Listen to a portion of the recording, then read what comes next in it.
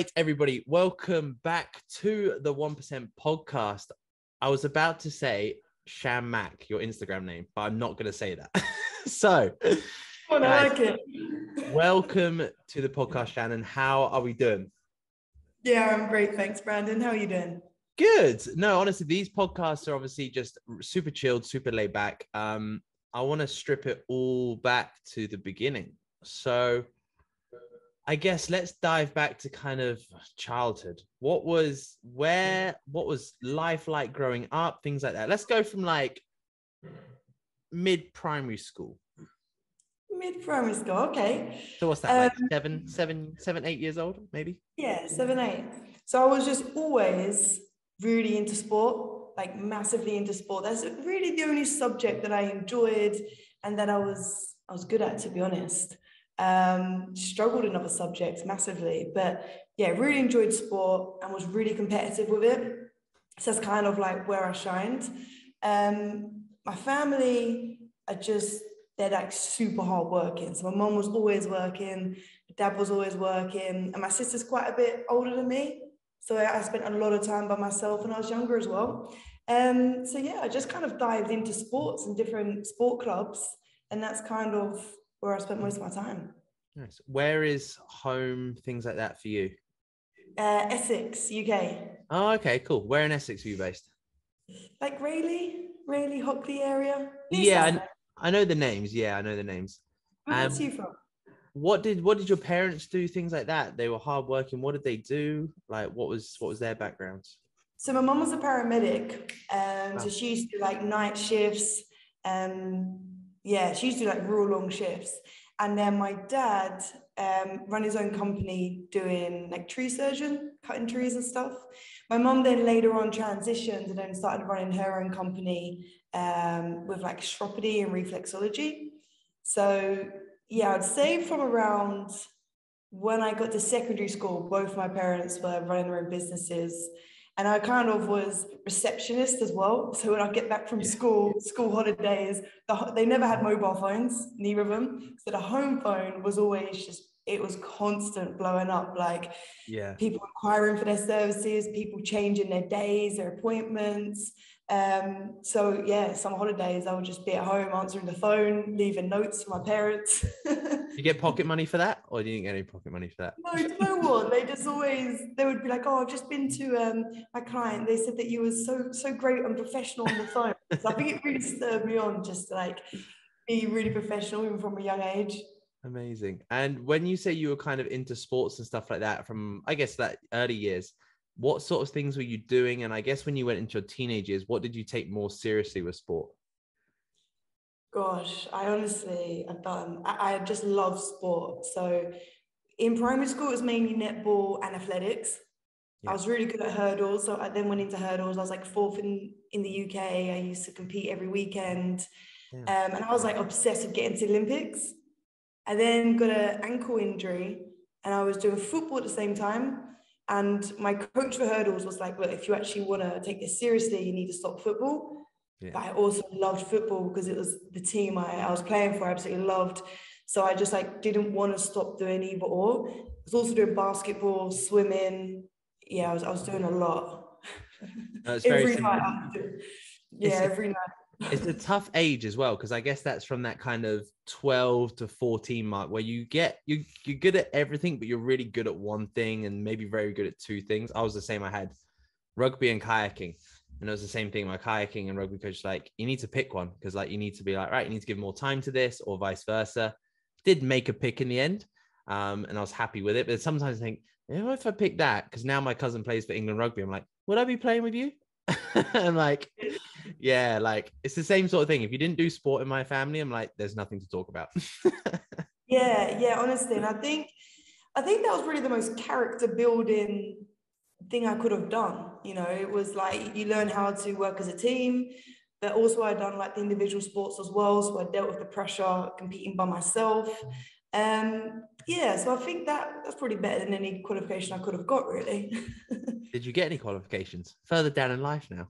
Yeah, so I done all right at school. I mean, my mum was really big on getting qualifications. So because I was struggling academically, I had a maths tutor, I had a French tutor, and I had an English tutor. So I used to go to school, then go to like my sports clubs, then come home and have to sit and do extra hours as well.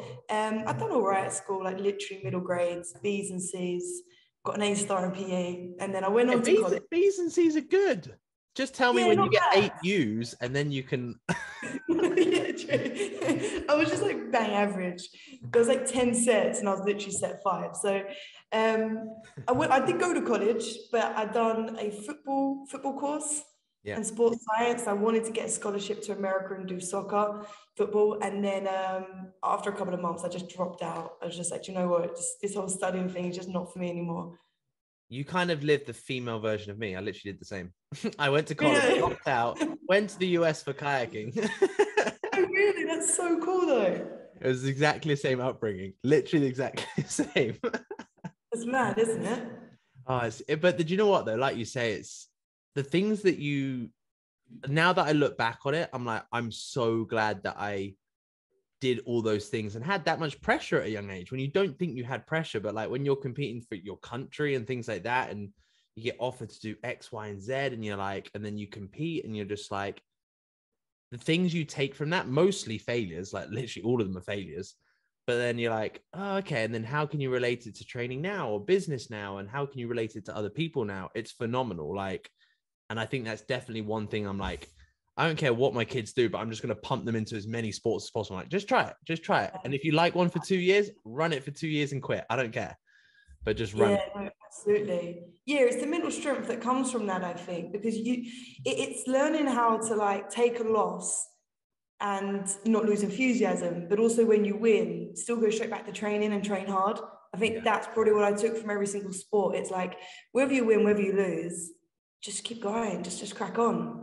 Yeah. And it is though. It's like you can relate this. I think this is why, like, obviously, again, this is kind of why I got you onto the podcast and things like that, because obviously you've got a very good coaching business. And I think now you're kind of doing a lot more business coaching as well now, but you can relate to people. That's the nice thing. It's like, yeah, I failed a fuckload, like a shit ton, but I'm just like, but then I keep getting up the next day and I keep going and I keep going. I think that's why people always think like, oh, how do like athletes and things like that release perfume lines and how do they have successful things? Like, because fitness and sport teaches you the fundamentals of business. I'm like, just don't fucking quit, be consistent, work hard, show up every day. If you nail down those fundamentals, you'll be absolutely fine. It might take you 6 years, might take someone 2 years, but you will get there. It's as simple as. And that's, I literally look at business as a sport. it is, yeah. And it's, I said the same thing to like, I said it was the same thing to like, right, how do you get stronger? I'm like, right, get really good at 10 to 12 reps and then bump the weight up so it goes there. And then you kind of do this and then you bump it up again and it gets there. And you bump it up again. And that's literally how you build muscle. It's just rinse and repeat, but just fine tune it, get better at it. And that's it. And just work your way up the rep ranges sort of thing. It's as simple as. And I guess college and things like that. Where did life take you from there? Because obviously you said you tried to get to the US for soccer and things like that. Where did life lead you from there? Yeah, so college was a weird experience for me because I didn't gel with the football team there.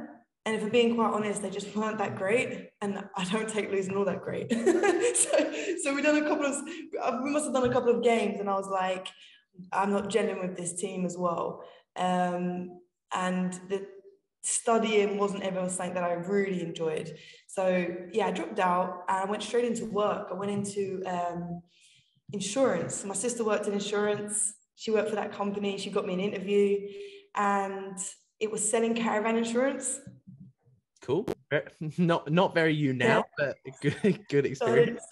Started there, but it was great experience because it was like you'd go in every day and there was leads where people had gone on to like go compare the market for caravan insurance and whoever got in earliest got them leads. So as soon as I noticed that, and I walked into an office where there was like people that had been there for years, they were all complacent, they would rock in late. So I was like, okay, I'm just going to get in an hour early, get through every single lead. And then by the time they came in, there there was no lead flow for them. But I was like, Yeah, well, sick. why don't you do that then? So I very quickly was like, I broke the company record for the most sales, Fuck. like their 20-year records. Yeah, I was loving it. And then I was like, okay, my sister left the company. She went and went to a better company, and then she got me another interview at the next company. And it was the next company that was a lot more like admin based. I wasn't communicating with people. It was just literally had a nice fancy title. It was more money, but I was just inputting data. What was I was like, your this is title big. name? Oh, it was like an insurance underwriter something, but really it was just taking people's information once they brought a policy and just putting in their date of birth and name. Like, that was it all day long. I was like, this is like mind numbing. And throughout that time, were you kind of, I guess, that work? How long did you do kind of the corporate, I guess, the corporate world, right? I guess it's corporate. I reckon a year in total. And I remember like towards the end of the second job, my mum was like over the moon. She's like, oh, you're on your feet now. You've got security. You know, you've got to start moving out soon. I'm like 17 at this point. So you've got to start moving out soon. And I was like, all right. And then yeah, I said to her, no, I'm gonna quit. And she was devastated. Like for weeks, you just kept trying to tell me not to, like get my dad to have pep talks with me. My sister was like, don't embarrass me. I've got you into this company. And I was like, this isn't for me. It's just not for me. So I was still training at the time, and I got into bodybuilding. I'd done my first show and I won that show. Then I enrolled on my PT course. And then as soon as I enrolled on the PT course, I was just like, you know what? I'm leaving. I gave my notice in. Wow. And you were this was all at 17, 18 years old. Yeah, this is all young. Yeah, I knew straight away. As soon as I knew it wasn't for me, I was like, I'm not wasting time. Where do you think you got that from? Because at 17 years old, people would have been doing that fucking shit till they were early 20s because they were scared to leave. They didn't have that self-awareness to be like, this is for me. Like, where did that come from? Did it come from parenting? Did it come from maybe just sport, environment? Because that's a lot of self-awareness at 17 years old. Yeah, do you know what? I say self-awareness has probably been one of my strengths, but I'm not sure. I think I used to always, every night, I never used to watch TV. I used to always go to bed early, and I used to always watch motivational videos.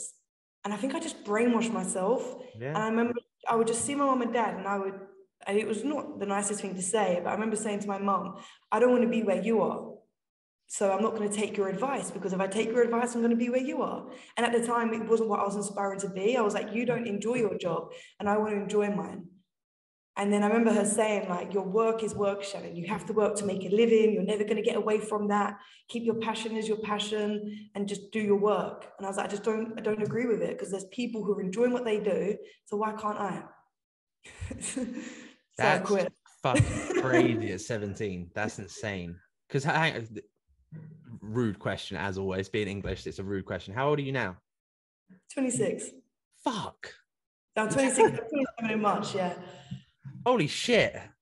That's crazy. Okay, right. Now we can have some fun. Right. Where so obviously with the bodybuilding stuff, how did you get right? Fucking hell, right. Here we go. Okay. How did you get into, because bodybuilding, you don't just, how did you get into that at 17, 18? I'm guessing at that age, right? Or earlier? Yeah, that was 18. I done my first show and won. It was super random. Wow. It was the first junior bikini show that UKBFF ever done. So I was in like the Flex magazine. Days. Yeah. Yeah, so I was in the Flex magazine straight after that show. And I'd never done weights before, but obviously, like I say, I'd done so many different sports that I had muscle anyway. Naturally, like genetically, my parents have got like a muscular frame, so it was a genetic thing, but also I So my friends were doing this boxercise class at the time, and I went with her, and then it was at a bodybuilding gym, and my friend's dad was bodybuilder, and he was on prep. So then he done a bodybuilding prep, and I went and watched him. And then the person who run the boxercise class, I was like, I want to do some PT sessions, because I want to understand like how to bodybuild basically. So then I'd done some bodybuilding sessions, but I remember specifically, I was in the hairdressers getting my hair done, and I looked at this magazine, and there was girls in there in like bodybuilding, like bikinis. And I remember thinking to myself, like, I've done every sport. Why couldn't I do this sport? Yeah. And I was kind of hovering at this point, doing football. Loads of the girls from the team were going off to uni, and the team was breaking down. And I remember thinking, I could definitely do this. So I texted a guy, I was like, can you teach me how to do weights? Text my other friend, I was like, can your dad sort me out a nutrition plan? Walked into the gym, and there was this other lady there, and she used to do competing, she used to do posing. I was like, okay, she'll do my posing, he'll teach me weights, and my friend's dad will give me a nutrition plan. I paid £10 for the nutrition plan. To this day. Bargain. His dad sat me down. We spoke about what I'm currently eating. He's like, look, you need to be eating this amount of meals. It was so basic. Chicken, rice, and broccoli, 6 meals a day? Yeah. Yeah, it was so basic because he was like an old school bodybuilder. And he's like, but you need to be able to stick to this. I was like, trust me, like I'll be able to stick to it. I did not sway once them whole 12 weeks. Yeah. And my body just transformed rapidly because it obviously already had muscle. And I literally stuck to it for 12 weeks and then won the show. And I think that built a lot of belief in myself. Yeah. Once I'd done that prep, I was like, if I can do this, I could do a lot more. And that's when I was like, I'm quitting my job. I'm just going to go for it. Yeah, amazing. I think, do you know what, again, it just touches on the power of sport. And again, I think bodybuilding is extreme when you put your head down for 12 weeks and you do not sway. You are tunnel vision for that time period. But it's the same sort of thing. People are like, I've had the question, like, I've done 3 preps now. And people are like, oh, have you ever cheated on your diet? Like, no, not once. Like, not once. I haven't got a gram over, like, ever. But I think that's just from a sporting background. Yeah. Like if you don't do this, you won't achieve X. So I'm like, oh, cool. I'll eat shit if you tell me to eat. If it's on the diet plan, I'm fine with that. Like, that's absolutely insane. But this is all before you're 20. So that's insane. I still do the same now, to be honest, in business. If I know I need a push and I'm ready to go to like a next level or something's going on, I'm like, right, 12 weeks. Yeah. I'm going in 12 weeks, I'm getting up at this time, I'm doing this, doing that.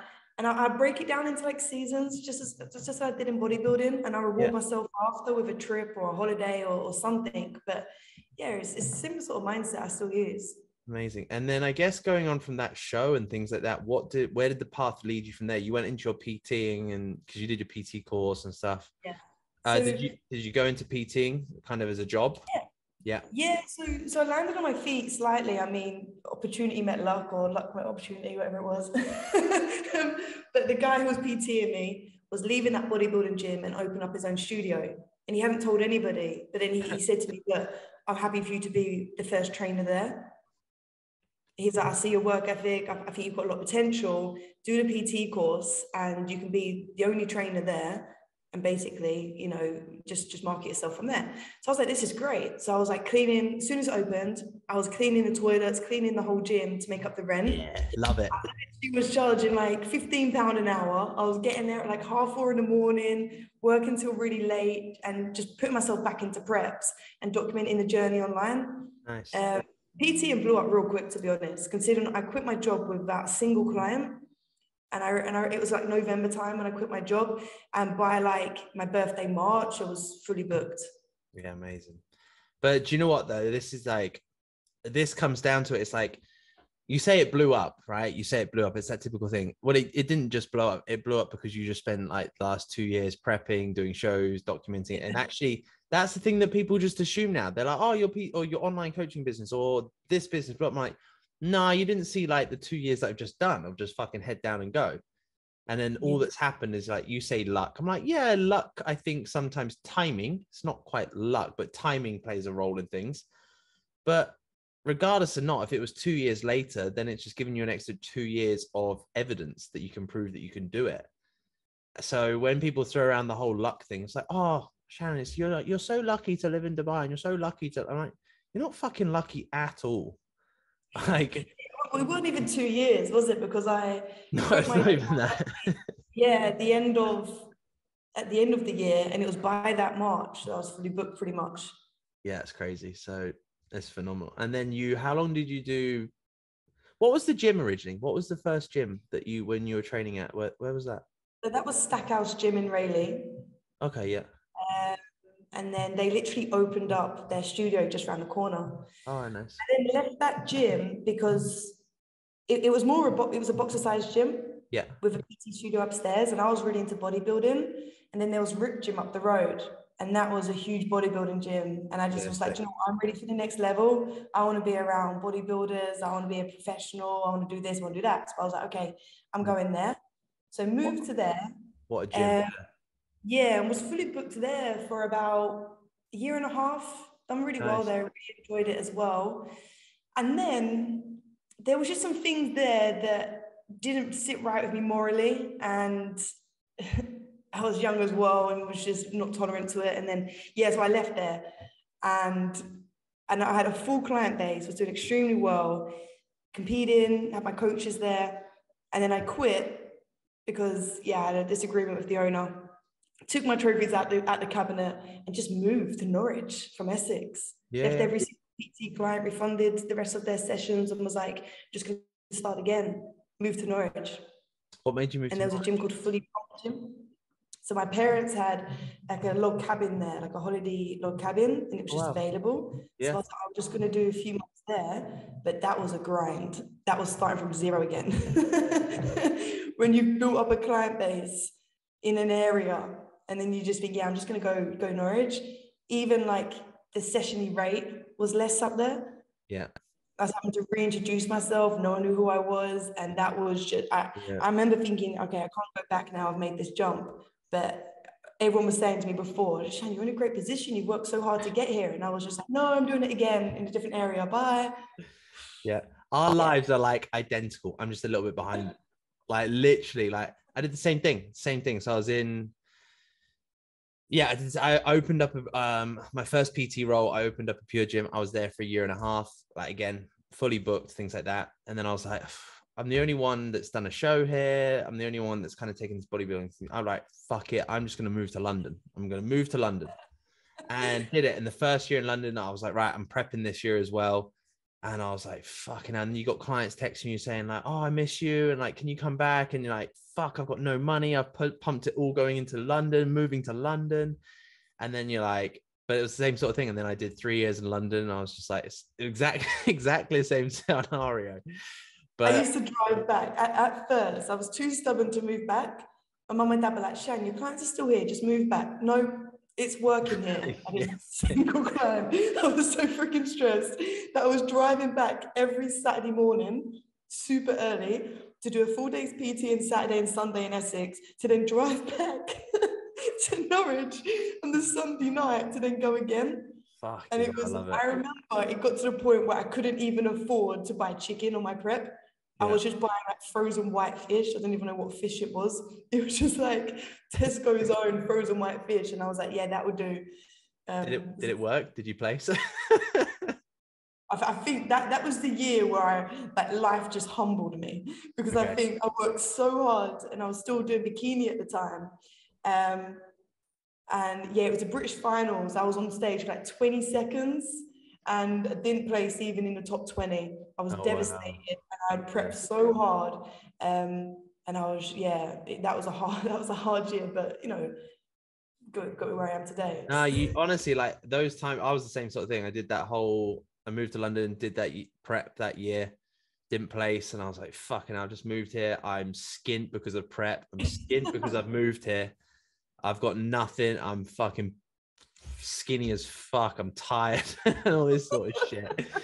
It's crazy. And I guess I'm just trying to get a mind map in my head. So you are now in Norwich, and how long were you there for in that? I was there 6 months. It was all through the winter as well. So cold. I pretty much went broke there. but because I didn't have PT clients, I was like, okay, I'm gonna start trying to get online clients. So all day, every day, I would be in the gym just trying to like connect with people. And what I noticed is more people were interested in online coaching up there. Okay. So then I was like, okay, I'm up here. I've got quite a few clients up here online, but I don't actually need to be here. Yeah. So then I was like, okay, I'm going back to Essex. Yeah. And then the next year was like a life-changing year. I still decided to compete and I won like every show that year, and then I won my pro card. So that year was like super life-changing and everything went really well online again. It's highs and lows, isn't there? How old were you then? I won my pro card at 21. Whoa. So maybe okay. So yeah, it must have been a few years PTing, and then the year I got my pro card, I was fully online. Yeah. Oh wow. So you've been online for the last what, 4 or 5 years? Yeah. Damn. Yeah. And then shit, we got a lot of catching up to. We got to get to today. we got a busy life to get through, so it's fine. Cool. You're a pro. Is that IFBB? I'm assuming, yeah. Yeah. Bikini? No, so I left bikini and went into the wellness category. So I won the first wellness. Wow. Okay. Holy shit. Damn. So your legs 5 days a week, upper body once a week, one of those. Yeah, that's what I used to do, literally. Yeah. Shit. Okay, cool. So from there, where did everything take you? Obviously, you're online now. You're coaching online and things like that. I'm obviously, for me, I've only kind of seen your journey probably in the last maybe 8 months, something along those lines, maybe a little bit longer. You know, I've actually got a funny life story. I've never sat down and spoke about it, to be honest. But yeah, I won my pro card. I was the first, there was like 42 of us competing at the British finals. And comparing the year before that, I didn't even place top 20. Holy shit. A year later. That year. Yeah, I came back and was like first out of 42, right? And yeah, that was amazing. And then 6 months later, I was about to do my first pro show. Two bros called me and was like, Shan, we're starting up and we're going to be the next best thing. Come compete with us. Come do our show in June. When I competed with them, I think I placed third and immediately got an email from UK BFF IFBB Pro. Oh, here we go. You've lost your pro card. So I hadn't even competed as a pro yet. And I just lost my pro card. I was like, oh, geez, that's that gone then. So I never even really competed as a pro.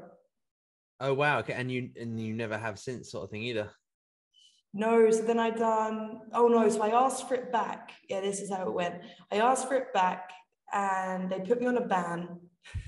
I was on a ban. And then I think I had to I got allowed to compete internationally straight away. Yeah. I was allowed to qualify for the international event, but I still had to re-qualify for the card. And I was like, do you know what? I'd done 2 pro shows at that point, and then my life was just changing anyway. And I was like, I think I'm done with this now. Yeah. Fucking hell, such a bitchy environment, especially with federations and stuff like that. You're like, Jesus, guys, because it's the same thing, isn't it? Now, like two pros just give out the same fucking card anyway. So it's like, Jesus, that's nuts. And then, yeah, shit. So what kind of made you think, I'm done with kind of the bodybuilding, competing side of things? Obviously, a lot of the time you still train every now and then, like bodybuilding stuff, but what kind of thought, knock it on the head sort of thing? So the end of 2019, I competed in Prague, and that was my last show that I'd done. I placed 4th in Barcelona, then I placed 4th in Prague, but they weren't big lineups. There was like 5 people. Okay. So my head was getting down, and I was looking at the girls backstage, and they were huge. Yeah, they're big girls, aren't they? Yeah, and I was looking, just thinking, I don't aspire to look like that. So now I'm actually I'm letting my competitiveness and, you know, my pride make me push to extremities I don't want to push to look a way I don't want to look, just to win. But I'm actually losing because I'm changing my body, and, you know, the complications that can then get involved if I was to take that next jump. Yeah. And like, you know, potentially having a future family and stuff like that, if I then want to take things to the next level and whatever that involves, I was like, oh, I'm just done with this. I want to put all my energy and everything that I've learned through bodybuilding, incredible learning experience, and just apply it to business and see how that changes my life. Yeah, amazing. It's done pretty well though, isn't it? It's all right. Yeah, but the transition. So when I went online, I was just prepping. I had like a shred program, but I was just prepping athletes. That was the bulk of my business. So when I decided to step away, that I just slowly noticed that clients were being inspired by other coaches, like as they would, right? And I was like, okay, I need to either go back into competing or stay true with how I feel and just make a transition in my business. So then I was actually going through, I was dealing with like a lot of anxiety and depression at the time. And I seen a therapist, and then I had a girl reach out to me who I had sponsored and was just like helping her with her fitness. And she was dealing with an eating disorder. So then I was like, okay, let me just help you. And I'm seeing a therapist, so I'll pay for you to go have a session with him because I think that the combination could really work. She then was being coached by me and then went to see him. And then she was getting better. She had this amazing recovery. She shared her journey. And because she was an influencer, it blew up, and it just blew up in a business for me. Yeah, wow. That's crazy. Damn. I tell you what, though, from literally the first thing you ever said, your self-awareness is phenomenal. Knowing to pull back. I think people, again, like, especially when you get into like sport and fitness and bodybuilding and being a pro and stuff like that, you're very fixated, like you're here the whole time. And that doesn't go, like that's still your personality to this date. But knowing to like being like, actually, is this true for me? The direction of my business, the direction of my future, my family, future family, to be able to do that at a very, very young age is phenomenal. Absolutely phenomenal. So, because obviously I didn't know that about you. So I think that's fucking insane. So I think, now I think about it, I think that comes from my parents probably. They're so straight up. yeah. If you ask them anything, they will give you an honest opinion. So you can't really, I wouldn't be able to go to them and say something that wasn't the truth because they'll know, if that makes sense. Yeah, if I'm falling out of alignment with my values or who I am or who they know that I am, they'll pull me up straight away. So that just always makes me be transparent and just going to be honest with myself always. Yeah. And do you know what, though? It's the best way. It's like, this is me, black and white. Love it or hate it. It's cool. But Yeah. I say it to people, I'm like, it's cool. There's 7 billion people in the world. If you don't fucking like it, I'm all good with that. There's someone else that will. It's fine. And it's kind of the same thing you have to approach, like, I guess, business and everything with. It's like, right, if you want to earn X, how many people do you need to work with to earn X? Oh, 60. All right, I can find 60 people in 7 billion. It's fine. Exactly, Or vice yeah. versa, and friends. I'm like, I just need 2 sick friends. There's loads out there. Let me just go on Instagram and we can start communicating. And that's phenomenal, absolutely phenomenal. So wait, so you made that transition from kind of the bodybuilding world into, I guess, kind of more, well, I guess it's like the kind of like coaching with more, instead of just being all right, diet, prep, athlete coaching, be like, because they just tick the boxes off and I'll see you on the next check-in sort of thing. So now it's going into more of the world of actually, how do we look at mindset, self-awareness, looking at triggers, habits, routines with food and all this sort of stuff. How long have you been doing that for now? So I started that at the very start of the pandemic. So at the very start is when she opened up to me. And at first I was like, let me just try and help you the best that I can. And I just done all that I could on a mindset level, and teaching her proper education on nutrition and training. And then I let the therapist do the rest. And it just really worked. So then I created a program that involved the therapy, that involved coaches with nutritional education and clinical nutritionists, and created that. So now it's a eating disorder program, and we have professionals on board. I don't do the day-to-day myself now. We have a team that runs that. But yeah, it's incredible. I think I've just always done things that have felt right for me. So at the same time I had this business that was starting, I had a fitness business that was also, I had 3 coaches that worked for me. It was doing extremely well, but it was conflicting because one was changing someone's body and getting, we just achieved this in 12 weeks, we've achieved this in 8 weeks. But it was triggering for my other clients who were like, but I want to change my body. But it was just very triggering. So I was like, do you know what? I'm just going to let that business go. And that was like a 6-figure business. And I let the coaches go and I went, just keep the clients. I'm doing this because I'm helping people on a deeper level and it feels better for me. So that again was like, I guess would have been a hard decision for some, but I knew it was the right one for me. Yeah, because again, people can get looked up on the numbers as well. They'll be like, well, I get to live this life. Do I just keep doing it and feel really unfulfilled? Or do I think, well, I've built this business, I technically can fast track things because I know how to do it again? Or do I just build this next thing and actually that's truly aligned with me? And I always think like too many people nowadays are trying to come up with the next formula or come up with the next thing. I'm just like, guys, like just be really good at what the fuck you do on a day-to-day basis. Like if you love bodybuilding and if you love kind of like building muscle and things like that and transformations, like just get fucking good with that. Don't worry about anything else. Just stay there, because your life and your direction will divert. So like yours did, like, yeah, this is where I am. Oh, new doors are opening. Oh, I like this stuff. Cool. And then that goes. And then you realize, well, actually, like if I just put all my things in one pie here, it'll strive and do extremely well. And that's obviously what we've seen since the pandemic years, right? So for the last, what is it, 3 years now? Or 2.5 years sort of thing? Yeah, literally. And then, so okay, I'm just trying to like, right. Are we in the UK still? From there? Are we in the UK for the no. pandemic? 2019, I first moved to Dubai. 2019, I first moved to Dubai, but I was very much like back and forth. Why? Hang on. Why Dubai 2019? I first came out in 2017 and stayed with friends, Okay. and I loved it, but I was just not in a position. Yeah. So then 2019, I was in that position and ready. I don't know. I already knew people here because of the fitness industry. Yeah. So it was just an easy transition for me. I always wanted to live abroad.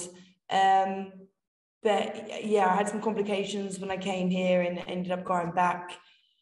And yeah. It's cool. Story for a different time. Yeah, I mean, I just basically, I moved here with an ex-partner who was just abusive. Okay. So when I was here, it was like, yeah, it was just went from bad to worse real quick. And I just went back. And then I came back by myself. Yeah, no, I know loads of people that have done that. They've moved out with partners and they've both kind of built a life here, and they've obviously separated. One's gone back, or vice versa. They've stayed here but just separated and things like that. But again, it's just a great learning opportunity, isn't it? I just did a podcast before yours with a young girl as well, and we were talking about kind of love languages and all this sort of stuff, like knowing actually communication, like basic communication, like actually, and self-awareness, like how much your self-awareness has grown in over the last year, 2 years. Now you know what you want from. That's the great thing about shit relationships, right? All right, cool. That's what I don't want, and I do want this. And that's the crazy thing about life, right? That everything interlinked is the craziest thing, because it was only because I went through that really bad time and everything that had happened to me that led me to therapy. Like I never in a million years, as an athlete, as someone that's always been such strong-headed, never even really felt that much emotion. I was always like rock solid, but it literally broke me to the point that I was experiencing panic attacks, that I had anxiety, that I was depressed, that I went to therapy. And only at that time that girl opened up to me. And then I was like, okay, well, not only is this an opportunity, but this is also something that I'm extremely passionate about and want to help people with. So, it led me to my next chapter, even though it was a horrific time. Yeah. Jesus, our lives are really aligned. Fucking hell, it's horrific how... But it's so... But I was the same. Like London did that to me when I spent the 3 years there. I was like, I remember my sister phoning me, said, like, I've had a panic attack and anxiety. And I was like, fucking grow up, sort your shit out. Like, what are you on about? Like, how'd you have anxiety? You just grab, sort yourself out. Come on. And then I remember like one day I was like PTing a client and boom, I was just like, fuck, heart popping out my chest, everything. And I was like, holy shit. And I was like, I had to leave the client halfway through a session, go outside, couldn't breathe. And I was like, fuck, I was like, I didn't know what it was. And it was obviously a panic attack and things like that. And anxiety built, and it was the same thing. I came here in November of that lockdown year, whatever that was, 2000. And I remember I slept for the whole 2 weeks I was here, because before I had insomnia for a year. So I slept like 3 hours every night. And I remember I slept the whole week and I was like, I'm just going to move there. So the reason for me to move abroad was just because I slept for a week. And that was literally it. And then ever since then, I started seeing someone about, right, how do I deal with this anxiety? How do I manage it? Like, we're never going to cure it. So it's like, cool. So give me the tool basket to manage this fucker. Like, how do we manage it? And that was me.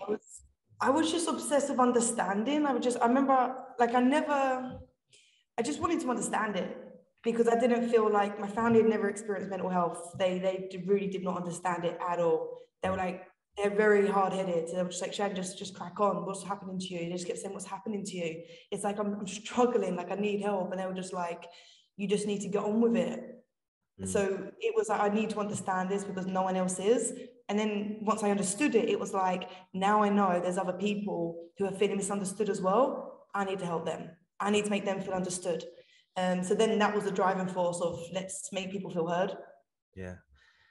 I think, do you know what's funny as well? I think it's an athlete thing. A lot of it. I feel like when you listen to other podcasts of like professional footballers and top athletes, we're all fucked. Like we're all really like, we are like, but I think it's this whole thing of like where you strive for such huge things in life. Like, again, like I was striving for world championships and potential Olympic games and all this sort of stuff. And even now we wake up on a day-to-day basis and we set our standards to hear how we should function, perform hourly, things like that. But then sometimes I'm like, we can only do this shit for so long. Like that's the same things with like preps and bodybuildings, right? We know for the next 20 to 12 weeks, we are there. This isn't sustainable. We know that, you know, that further on through preps and stuff, like it's not sustainable, but if I go in, this is what we can achieve. And I don't know. It's just, it's the more that I like, there's a reason why trainers, athletes, things like that are very quote unquote successful, but there's also a reason why we're really like pretty broken as well. Yeah, it is. It comes from something. There's a driving force that comes from something, and it probably does go back to, yeah, being that competitive. But I think it's also, I truly believe there's going to be an Olympics. Genuinely believe that. I would speak about it every day with my family, my friends, my trainer. Like I believed it. So I think since then it was like, shit, I failed. And since then it's like, let's make up for it. I need to make something because that's not worked now. And it was like, I've constantly been proving to myself since that, no, I didn't fail. This is what I'm doing instead. And I think, yeah, the fear of feeling like that again will keep me going a long time.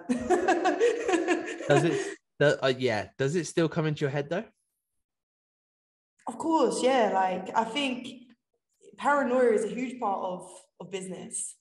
You should always feel a little bit like, you know, you just can't slow down. You have to have your finger on the pulse, because the moment you think you've made it or things are going well is the moment life will give you a challenge.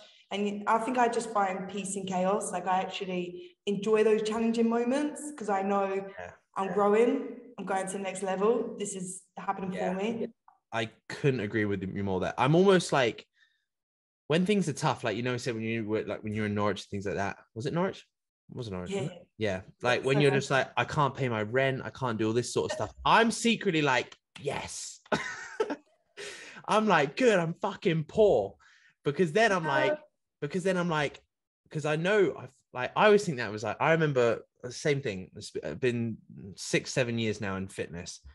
And I remember just saying, even I say this to my mum, even to this day, what about if everyone leaves? What if everyone goes? What if I lose all my clients? I remember saying that to my mum for 7 years now to this day. Yeah, I've always felt it. But then it's great because I'm like, you should almost feel waking up every day, feeling a little bit like that stress curve. You should always be a little bit stressed, a little bit worried.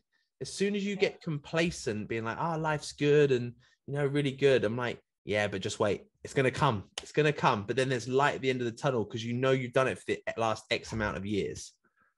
Literally, like my family laugh at me because every time things are just smooth and I've just literally made it over this huge mountain challenge and things are smooth and they're like, you're in a good place now. Bam, I'll just throw myself off the cliff again. But also, it's like self-sabotage though, isn't it? Because it's kind of like you set yourself up for the next challenge on purpose. I think it's definitely not conscious. No, definitely not conscious. Like even when I then got myself back onto my feet after literally not basically being broke, I got myself back onto my feet. I then went broke again because I paid every single last penny to my first mentor. Yeah. Yeah, I did the same thing. Yeah. I then went to get a meal deal and couldn't even afford a meal deal. But it's like, again, I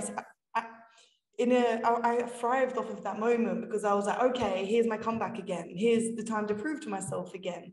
And I think some people enjoy that and some people avoid it. And those who actually put themselves in that situation, they bet on themselves, they build trust in themselves, and they show what they're truly capable of.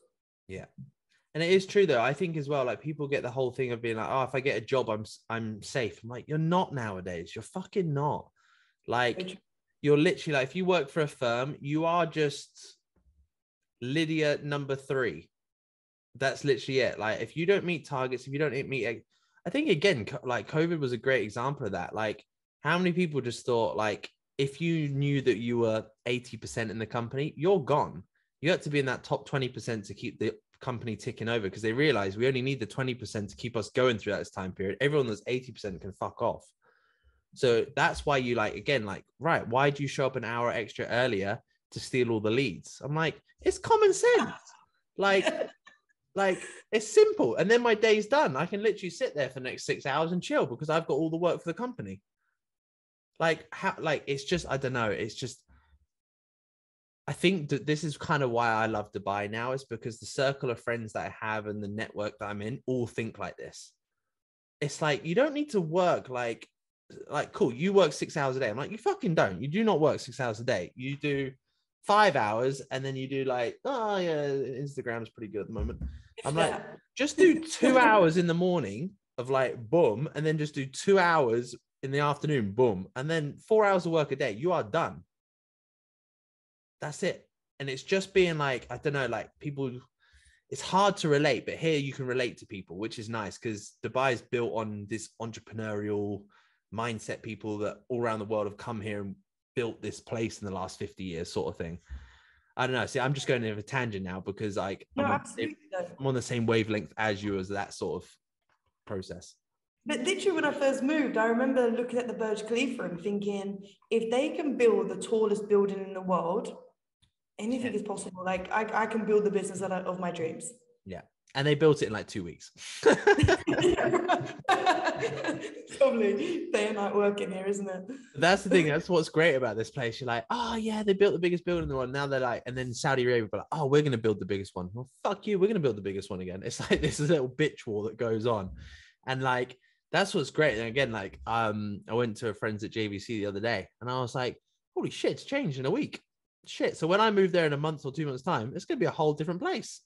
Like, it's insane. It's just insane to see what is possible when a country, a nation, an individual, whatever that is, when you put your head down, if you, because obviously we'll dabble into it in a second, but obviously you're mentoring now as well, other coaches and things like that.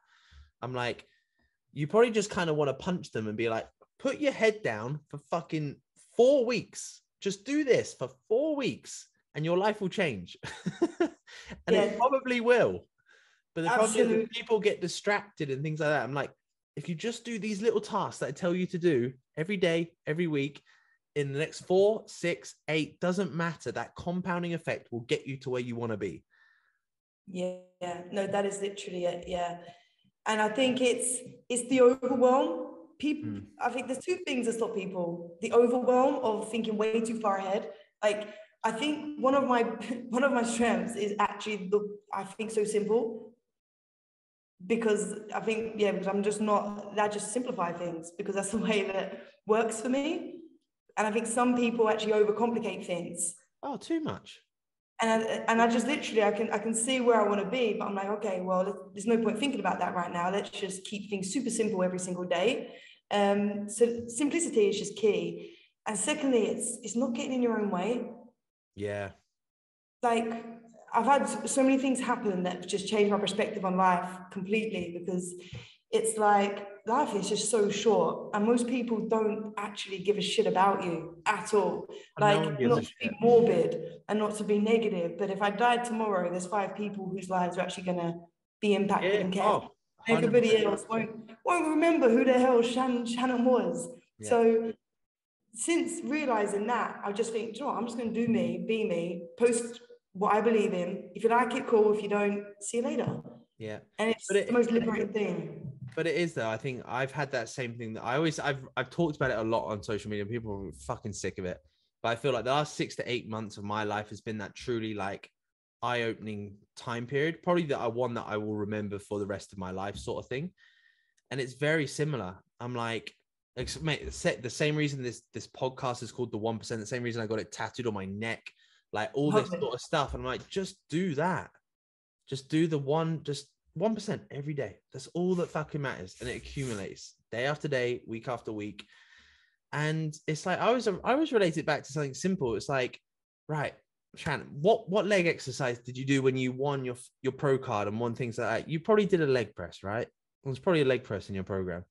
I'm like, just get really fucking good at doing a leg press for the next 10 years and you'll have great legs. I'm like, it's the same when it comes to your business. It's the same when it's like, do the simple shit and just get very good at the simple shit. It's like, if you're very good at writing emails and doing email campaigns, whatever that is, and you get most of your work from emails, like, don't stop doing that. Like, keep doing it. And you know what, also, like, that just strong a point as well. Like in bodybuilding, say your shoulders are your strengths and your arms your weakness. If you keep just training your strength, your weaknesses will get weaker. And it's the same in business, that you have to look in the mirror and be like going back to me not being that academic, my writing wasn't the best. So it's like, okay, Shan, well, if you want to go to that next level, you're going to have to get better because you need to step up. And you either keep telling yourself, that's not my strength and I'm not good at it, or you accept the fact that I need to train my arms, or I need to train my weaknesses, because otherwise my strengths will get stronger and my weaknesses get weaker. And it's the same mindset in business as well. Like, absolutely. Obviously, you can hire your weaknesses when you can, but you still need to have a basic knowledge. I think people hire too fast as well, especially for the beginning. People try and hire people too quickly. I'm like, actually learn how to do it. Be in the system first and learn how to do it. So when you do hire someone, you actually understand the process of doing it. It's like, because I remember the same thing of hiring someone to start off with. And I was like, let me hire them. But I'm like, I don't know how to be a boss. And then it took me like 4 months of being like, why can't you do this job correctly? Like, just assuming they're going to be able to do it. And I'm like, oh, now I have to teach them to do it. Fuck, but I've never done it before. So I should have spent the first 4 months learning to do it.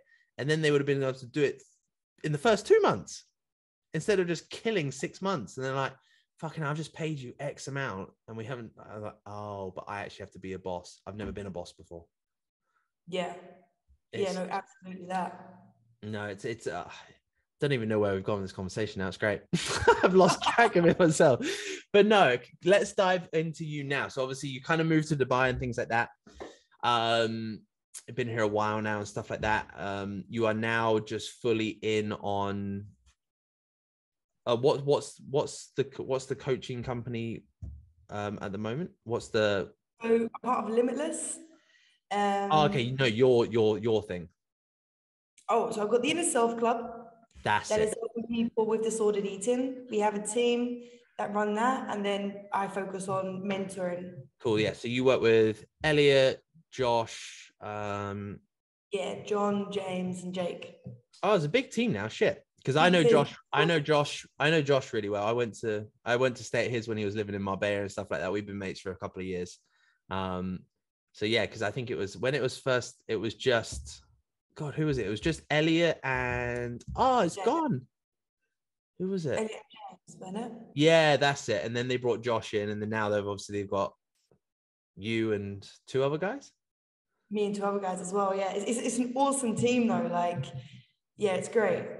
How are you enjoying it? Because obviously it's very like you've gone from kind of coaching athletes, then obviously to coaching kind of lifestyle, more kind of, I guess, kind of going into the health, so like the mental health side of things, and now you're coaching coaches. I guess lots of relatable things, but I guess how is it? How are you enjoying the process of it, all the stuff? I truly believe, genuinely believe each step has been so valuable. Because I can just relate to so many different people where they're at. I really enjoyed helping people with their mental health, but that was kind of when I was going through my journey and got through that.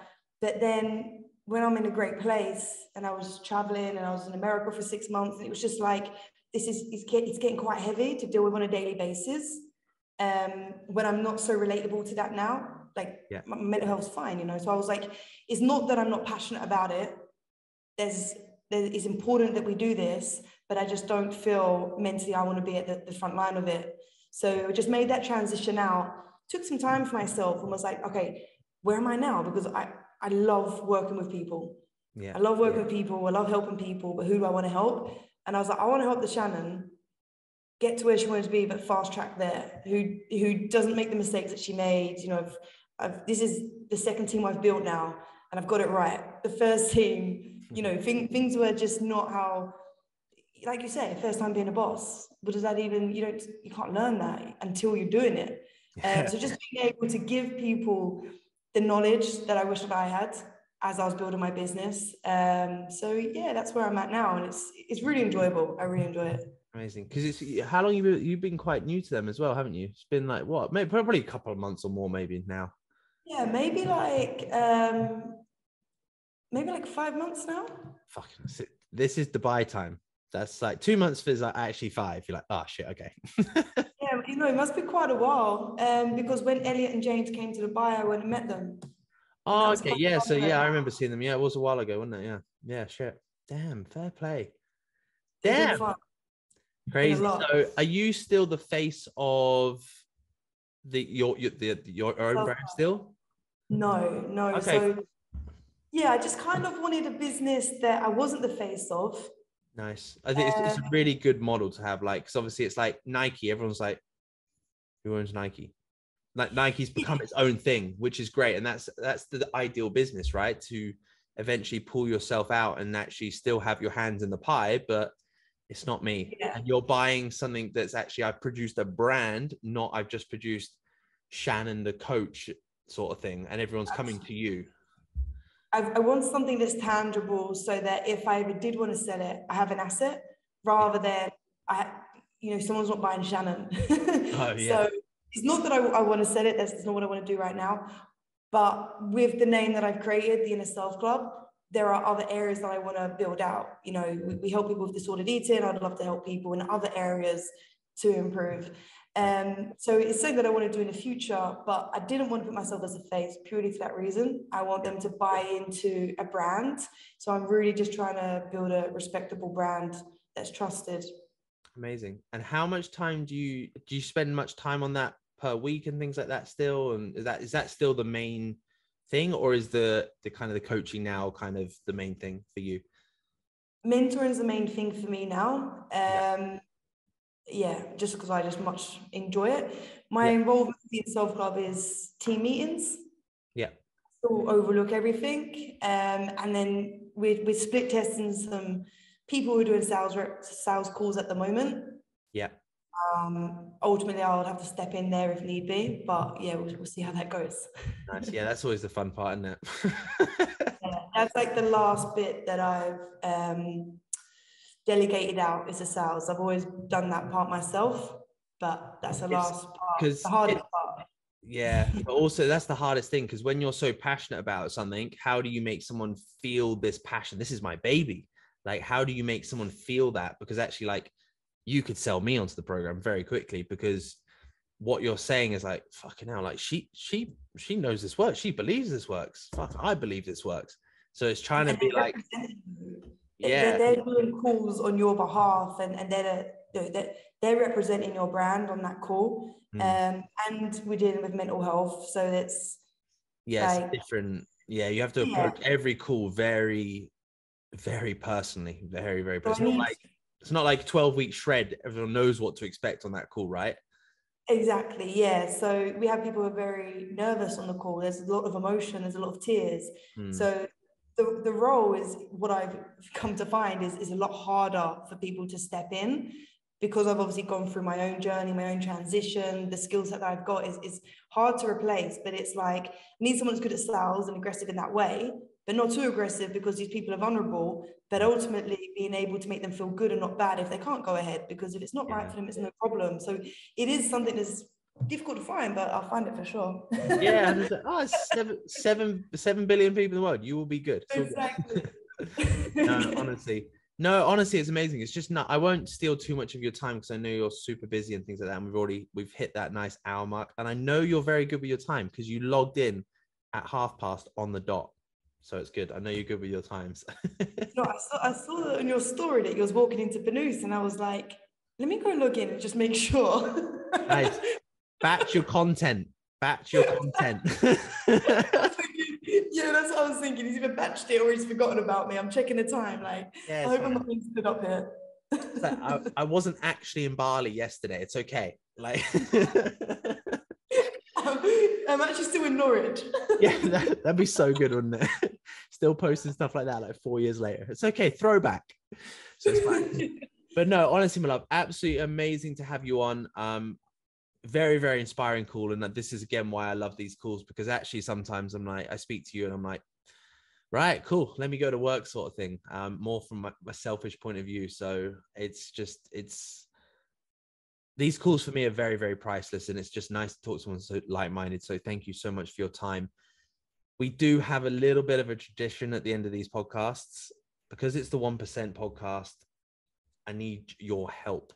So I want one piece of advice that is going to take someone 1% further forwards tomorrow. What would that be? Never let a loss go to your heart, and never let a win go to your head. Just keep moving forward. Oh, that's good. You need to put some copyright on that. That's good. I think that pretty much sums up my life story. Just, you've got to keep moving forward. Whatever happens, there's always the next door opening. Amazing. No, again, this just sums up everything you said about you, right? Simple, very, very simple, and very fucking true. So absolutely amazing. Thank you so much, my love. Where can people find you if they want to stalk you? What's the best way to get into your world? Instagram's the best. So obviously, if you are experiencing disordered eating, then we've got the innerself.club. That's online. That's a website. That's also our Instagram. And my personal page is shanmack_mentor. I feel like, when it just works so well, you're just like, someone's just going to be like, is that's your name, right? Like, your Instagram's your name, surely. Funny. Everyone always sings Return of the Mac, but we'll leave it there. Yeah, we'll leave it. We won't let that catch on too much, so it's fine. But no, honestly, guys, thank you so much for listening to this podcast. I'll attach all Shannon's stuff on links below into the YouTube descriptions, into the listening side of it all. Will all be in the description boxes. Any questions on anything, again, like even coaches that listen to us, reach out to Limitless. I know Josh personally really well, and obviously, like, I know that you guys are killing it there. So any questions, shoot her a message and shoot the team a message. But thank you so much, my love. And I'll definitely see you around, because you're literally just that way. No, thank you so much for your time. No worries.